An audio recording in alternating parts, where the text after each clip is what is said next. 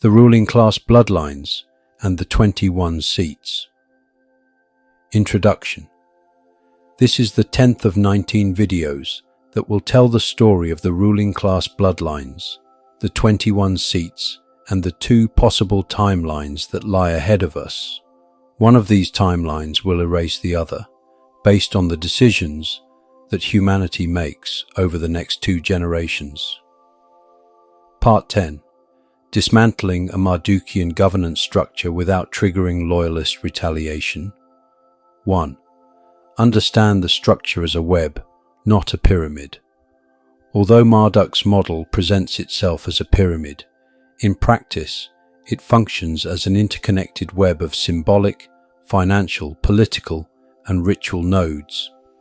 If you strike the apex openly, the web tightens in defense. If you subtly dissolve the connecting threads, the structure collapses from within. 2. Step-by-step approach. A. Disrupt symbolic anchors.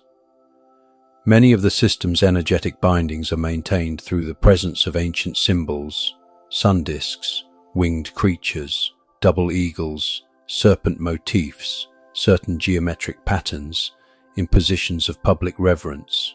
Subtle replacement or recontextualization of these symbols erodes their potency without drawing open resistance. Public reinterpretation campaigns, framing old symbols in new cultural meanings, break the ancient energetic link without removing the object itself. B.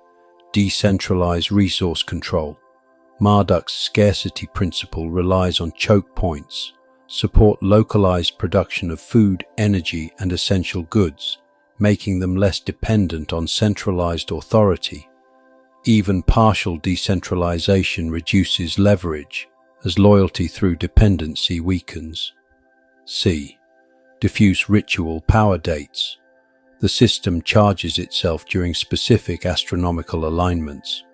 Organizing alternative events, meditations, or cultural celebrations during those windows can divert the energy away from the old circuit.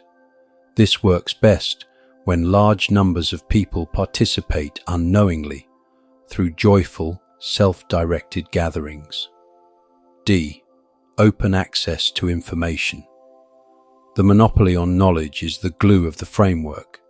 The more people can verify history, law, and science for themselves, the less they depend on Apex-approved narratives. Distributed archives, decentralized publishing, and open-source knowledge systems are quiet but potent tools. E. Break hereditary exclusivity. The elite's self-protection comes from closed loops of marriage, education, and opportunity.